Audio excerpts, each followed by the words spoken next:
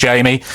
You know, the rest of the Newcastle team are out in Asia. He's been training his old club in Spain, reported an injury, so couldn't go on the tour. How do you assess the way he's handling all this? I think it's very hard, Jules, unless you're in his position. You know, I think it's very easy for the wider public and football fans to kind of criticise footballers. There's always the perception of there being an ideal way of leaving a football club, and it doesn't always pan out like that. And I think this is kind of a product of that. I think that he's probably not injured. As we know, it's probably a bit of a tactical one. I think my gauge on it is that I know 150 million is a lot of money, and I don't think it will quite get to that point, but I think Newcastle have set a bar of 150 million in the interim, knowing they do expect Alexander Isak. Journalist provides update on Liverpool. Transfer target Alexander Isak returns to Newcastle amid Liverpool transfer. Storm Alexander Isak is expected to report back to Newcastle United training this week. Despite mounting uncertainty over his long-term future at St. James Park, the Swedish striker has made it clear he is seeking a move away from the Magpies, with Liverpool identified as his preferred destination. The Premier League champions recently made a bold attempt to sign the forward, but Newcastle rejected what would have been a record-breaking offer from the Merseyside club. Despite that rejection, Liverpool remained persistent and could return with a fresh bid if there is any indication from Newcastle that a deal can be struck. Liverpool running out of time in Isak pursuit with just under 2 weeks before the new Premier League season begins. The transfer saga involving Isak could escalate quickly. Journalist Craig Hope, who originally reported Isak's desire to leave Newcastle this summer, shared a new update. There are likely to be discussions with club officials before Isak resumes training, he stated on his YouTube channel. He's not just going to walk in with his gear and blend in like nothing's happened. Talks will be necessary, Hope added. I even asked Eddie Howe if he spoke with Isak over the weekend. He hadn't. Hope also noted Newcastle's active interest in RB Leipzig forward Benjamin Sesko, interpreting that as a possible sign they are preparing for Isak's exit. Would it be a surprise if Isak skipped training this week? Not really, Hope continued. He might claim he's not fit, or even fly back to San Sebastian. There's still plenty left to unfold here. Many now believe Isak may have already played his last game in a Newcastle shirt. However, unless Liverpool meet the Magpies' expectations, and unless a suitable replacement like Sesko Isak could yet remain on Tyneside, Liverpool's summer ambitions hang in the balance. A failure to land Isak would be a considerable blow to Liverpool, who even after bringing in Hugo Ekitike, are eager to reinforce their front line to mount a strong title defense. Reports suggest that Liverpool are preparing a new offer after their opening £110 million bid, potentially rising to 120 meters with bonuses, was turned down. Newcastle remains steadfast in their valuation of around £150 million.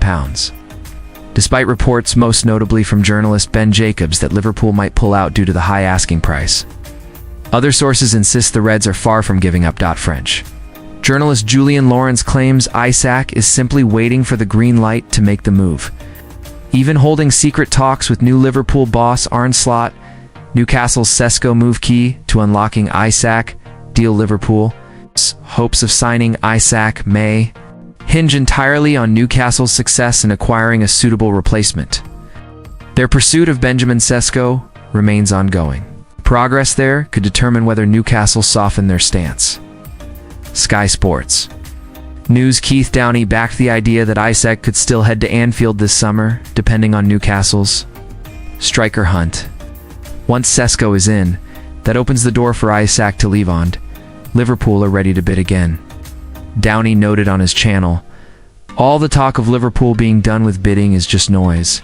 They're nowhere near the asking price yet, and the transfer window has several weeks left.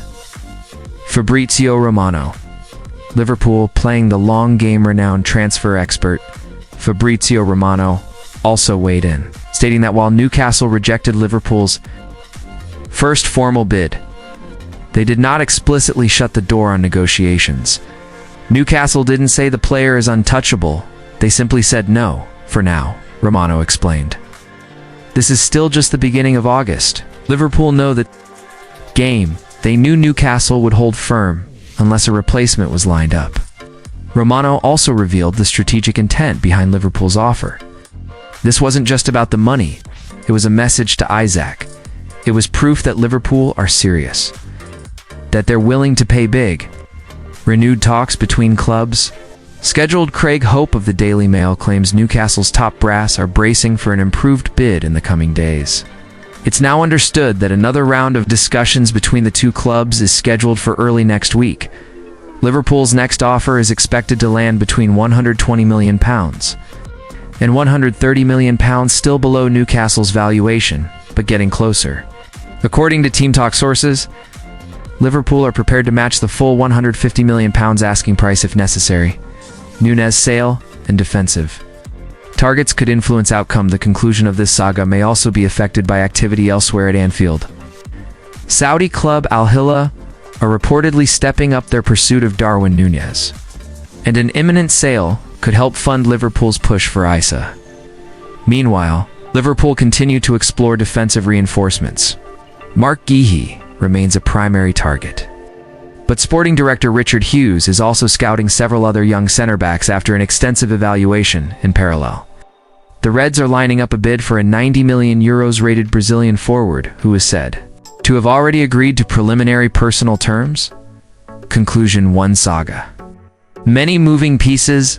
Alexander Isak's situation has become one of the defining narratives of this transfer window. His desire to leave is clear, and Liverpool's interest is serious. But Newcastle's reluctance to sell without securing a top-class replacement, combined with their firm valuation, is what's keeping this deal from progressing. The coming days will be critical. Newcastle land Benjamin Sesko expect Liverpool to return with an upgraded offer. If not, Isak may have no choice but to remain in the northeast at least for now. One thing's certain, the Alexander Isak saga is far from over. Ornstein, Newcastle reject Liverpool's bid for Isak amid player pressure and Chiesa exit talks. Intensify in a fresh twist to Liverpool's summer transfer strategy. New York Times journalist David Ornstein has disclosed that the club submitted an official proposal to sign Alexander Isak from Newcastle United. However, the Magpies wasted little time in rejecting the offer, reaffirming their intent to keep hold of their star striker. Ornstein explains that Liverpool initially approached Newcastle in an informal capacity to gauge interest. Encouraged by the players' openness to a potential move, they proceeded with a formal bid. Still, Newcastle were swift in their response, dismissing the approach and subsequently offering Isak a new contract. This proposed deal reportedly includes a release clause that would only activate from 2026 onward, indicating that the club sees the striker as central to their long-term project. Interestingly, while Isak is said to be intrigued by the idea of joining Liverpool, internal dynamics at Newcastle could complicate matters. Key figures within the squad, particularly the experienced players, are believed to be urging the 25-year-old Swede to remain committed to the club's vision. Isak has become a cornerstone of Newcastle's attacking force and is widely regarded